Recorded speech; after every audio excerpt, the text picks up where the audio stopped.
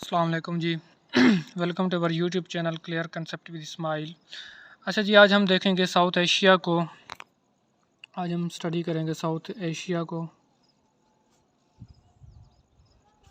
उसकी important organisation को हम स्टडी करेंगे, कौन सी उसकी ऑर्गेनाइजेशन है और उसकी टोटल मेंबर्स कंट्रीज़ देखेंगे। साउथ एशिया में कौन कौन सी कंट्रीज़ हैं, उनकी इम्पोर्टेंट सिटीज़ कौन कौन सी हैं और उनके कैपिटल्स कौन कौन से हैं और उनकी करेंसी कौन कौन सी है। ठीक है जी, तो चलें जी स्टार्ट करते हैं। अच्छा, साउथ एशिया का मैप आपने इस तरह बनाना है, ठीक है, जैसे मैंने अभी बनाया है। तो फोकल पॉइंट आपने यहाँ पर इंडिया को बनाना है, इंडिया को, ठीक है। आपने इंडिया को फोकल पॉइंट बनाकर ही आगे चलना होता है। इंडिया दरमियान में होगा, मिडिल में, उसके वेस्ट साइड पे पाकिस्तान होगा, ठीक है। और ऊपर यहाँ पर एक छोटा सा कंट्री है नेपाल, ये नेपाल होगा। और नेपाल के बिल्कुल साथ ही भूटान है छोटा सा। और यहाँ पर ये है बांग्लादेश, ठीक है जी। और यहाँ पर नीचे है श्रीलंका, श्रीलंका। और साथ में ये है कंट्रीज़ जो जो आइल छोटे छोटे आपको डॉट नज़र आ रहे हैं, इसे बोलते हैं हम मालदीव्स, ठीक है जी। और ये जो दरमियान से एक छोटा सा आपको एक रास्ता नज़र आ रहा है, इसे बोल देते हैं स्ट्रेट, एक नैरो पैसेज है, जिसे यहाँ समंदर है, समंदर से बिल्कुल एक छोटा सा रास्ता, तंग रास्ता, स्ट्रेट बोलते हैं उसे। ये है स्ट्रेट, पालक स्ट्रेट,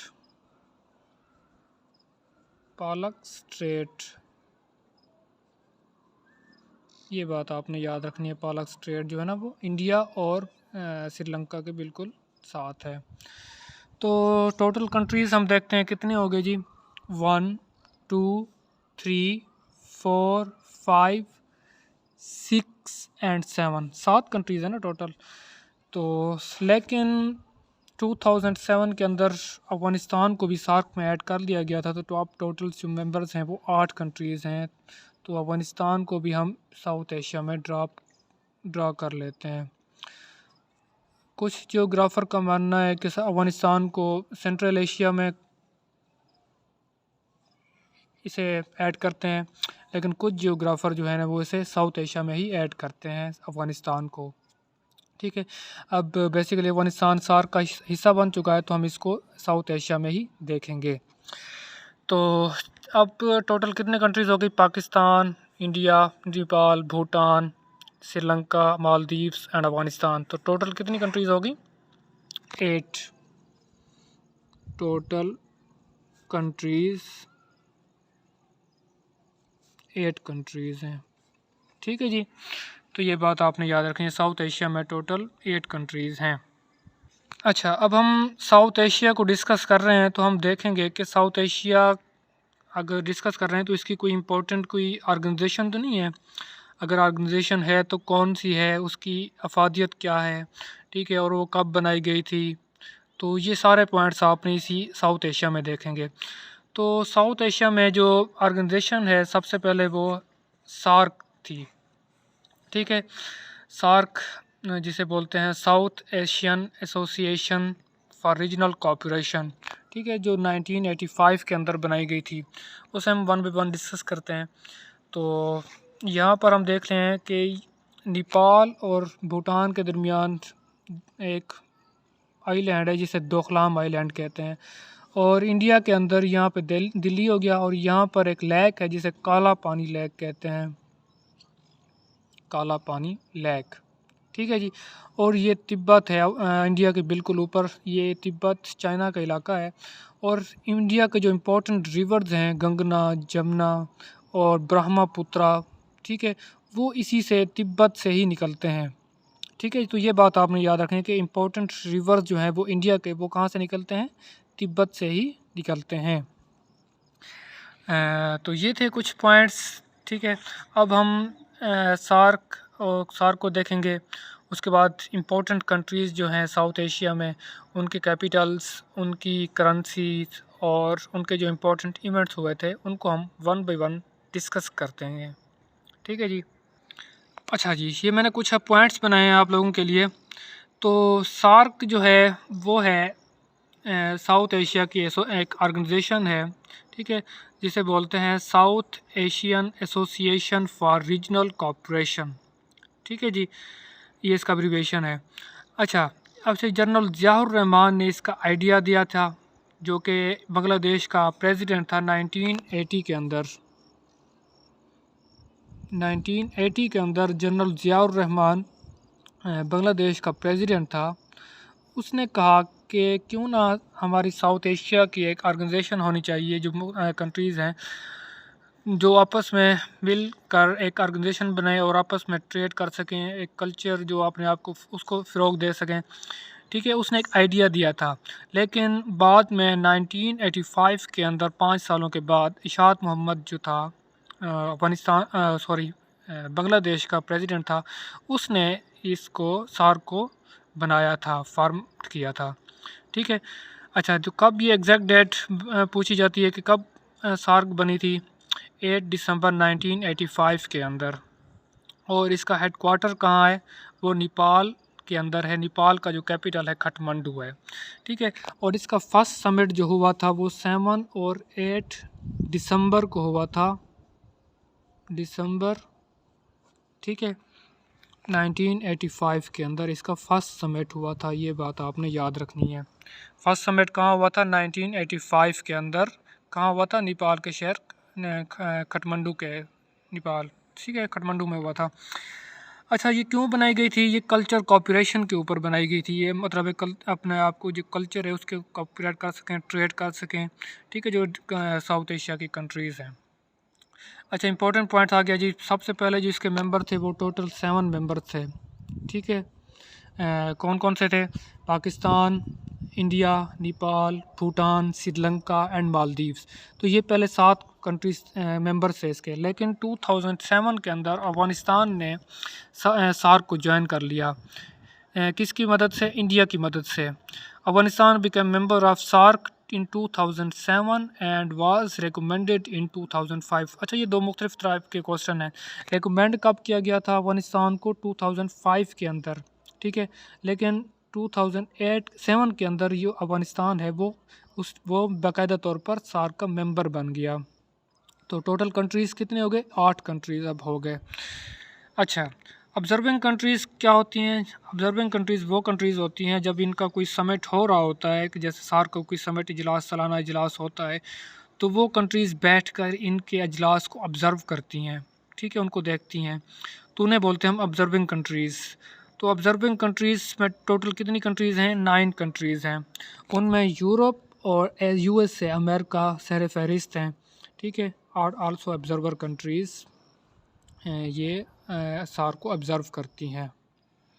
अच्छा जी, उसके बाद है काजेज़ ऑफ फेलियर। ये क्यों फेल हो गई थी, क्यों नहीं इतनी कामयाब हो सकी, ठीक है। इनके कुछ कॉमन थ्रेट्स थे, ठीक है। इंडिया को ख़तरा लाग था कि पाकिस्तान जो है उसके ख़िलाफ़ कोई साजिश करेगा, और पाकिस्तान को ये ख़तरा लाग था कि जो है इंडिया जो है वो छोटे छोटे मुल्कों के साथ गैंगअप कर लेगा और वो पाकिस्तान को आइसोलेट कर देगा।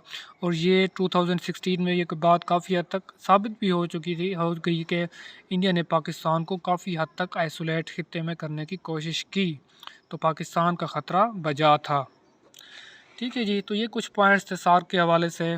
और आगे देखते हैं इंडिया को। अब इम्पोर्टेंट कंट्रीज़ कौन कौन सी हैं, लार्जेस्ट कंट्री जो है वो इम्पोर्टेंट कंट्रीज़ वो है इंडिया। इंडिया का जो कैपिटल है वो है न्यू दिल्ली, ठीक है। आपने जस्ट पॉइंट बना के याद रखना है कि कौन कौन से इसके इम्पोर्टेंट पॉइंट्स हैं।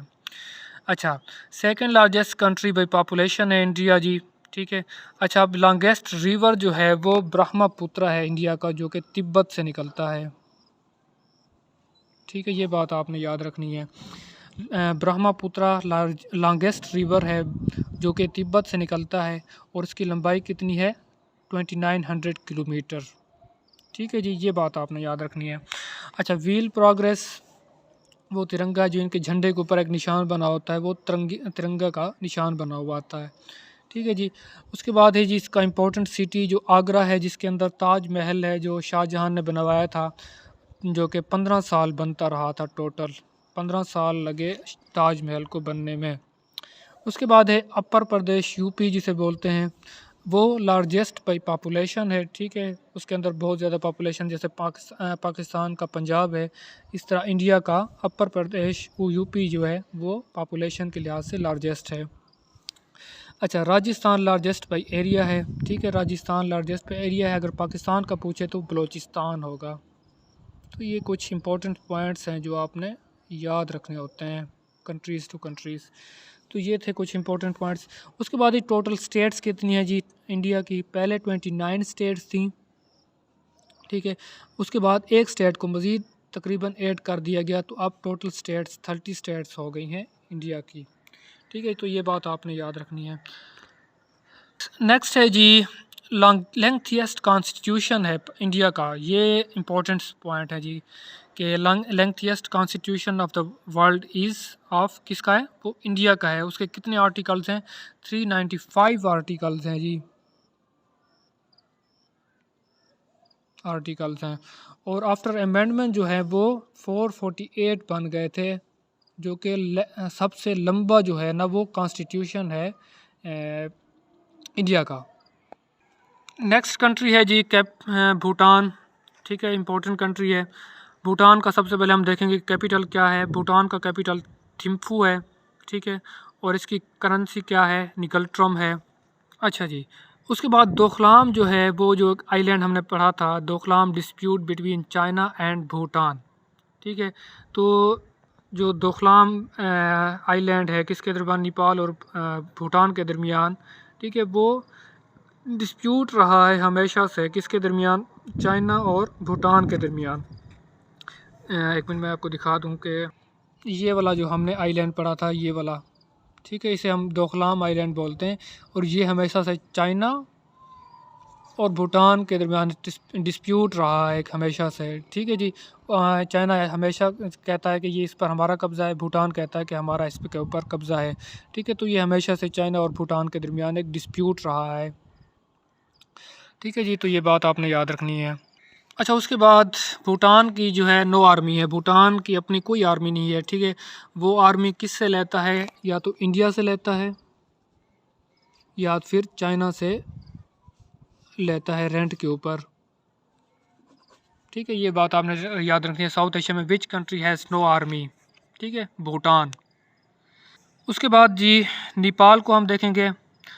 नेपाल ओनली हिंदू स्टेट है, ठीक है।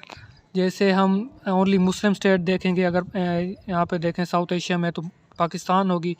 अगर साउथ एशिया में ओनली हिंदू स्टेट देखें तो वो कौन सी होगी? नेपाल।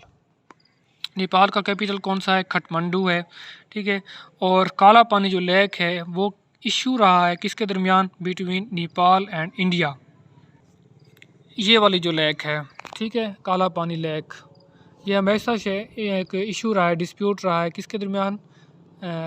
नेपाल और इंडिया के दरमियान। इंडिया कहता है कि हमारी लैंड है, लेक है, नेपाल कहता है कि यह हमारी लेक है। तो हमेशा से इनके दोनों के दरमियान हमेशा से डिस्प्यूट ही चलता आ रहा है। पिछले दिनों में इनके दरमियान लड़ाई भी हुई थी, जंग भी हुई थी, ठीक है जी। तो काला पानी lake issue between Nepal and India. उसके बाद है जी बांग्लादेश, इम्पोर्टेंट कंट्री है जी साउथ एशिया की। उसका जो कैपिटल है वो ढाका है, कैपिटल ढाका, ठीक है। और इसकी करेंसी क्या है? टक्का है।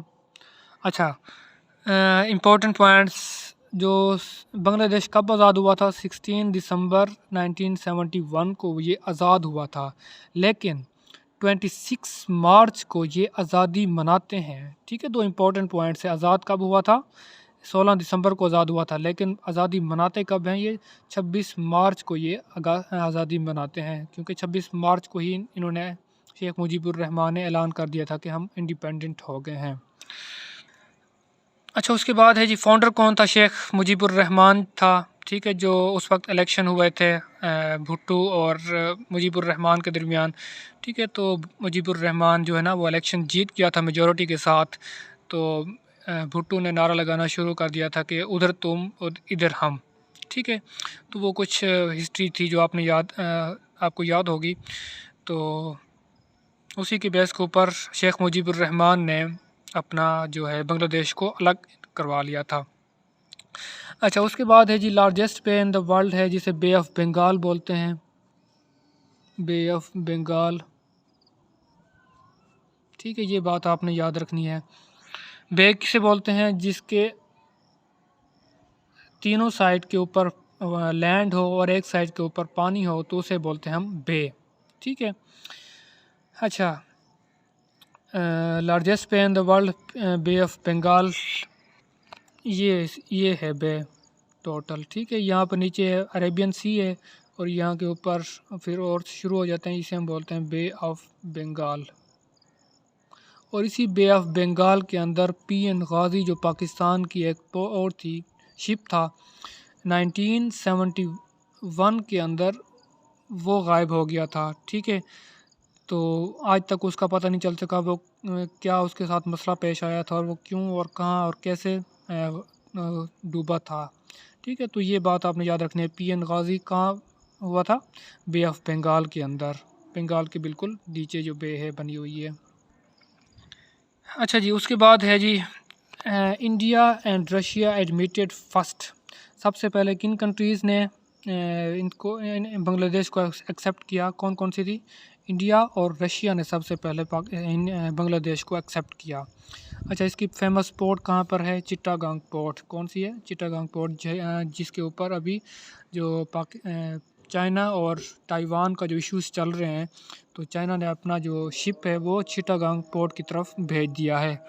और इन दोनों के दरमियान लीज़ पे है कि 100 साल बांग्लादेश के श्रीलंका के पास रहेगी, बांग्लादेश के पास रहेगी। ठीक है जी, तो चिटागांग पोर्ट जो है वो इसकी इम्पोर्टेंट पोर्ट है। अच्छा, उसके बाद पाकिस्तान ने बांग्लादेश को कब एक्सेप्ट किया था? 1974 के अंदर पाकिस्तान ने एडमिट किया था। पाकिस्तान ने किसको एडमिट किया था? बांग्लादेश को 1974 के अंदर। ठीक है जी, तो ये बात आपने याद रखनी है। उसके बाद लास्ट एंड इम्पोर्टेंट कंट्री जो है वो मालदीव्स है। मालदीव्स का कैपिटल मेल है, मेल भी बोलते हैं, मेल भी बोलते हैं इसको। मालदीव की करेंसी क्या है? रुफिया है करेंसी। और इसका जो करंट प्रेसिडेंट है वो इब्राहिम है। अच्छा, मालदीव्स जो है ना वो आइलैंड्स के ऊपर मुश्तमिल है, इसकी कोई ख़ास लैंड नहीं है, ये सिर्फ जजीरों के ऊपर मुश्तमिल है। छोटा सा मुसलमान कंट्री है। ठीक है, मुस्लिम कंट्री है ये। तो ये थे इसकी अपनी करेंसी याद रखनी है, रुफिया। और इसका जो है कैपिटल है वो है मेली, या इसे मेल भी बोलते हैं। तो ये थे कुछ पॉइंट्स जो साउथ एशिया के हवाले से थे। होप्स हो कि आपको समझ आई हो। अगर कोई इश्यूज़ हो तो आप नीचे कमेंट सेक्शन में भी पूछ सकते हैं। ओके जी, अब तक के लिए इतना ही। अल्लाह हाफ़िज़, अपना ख्याल रखिएगा।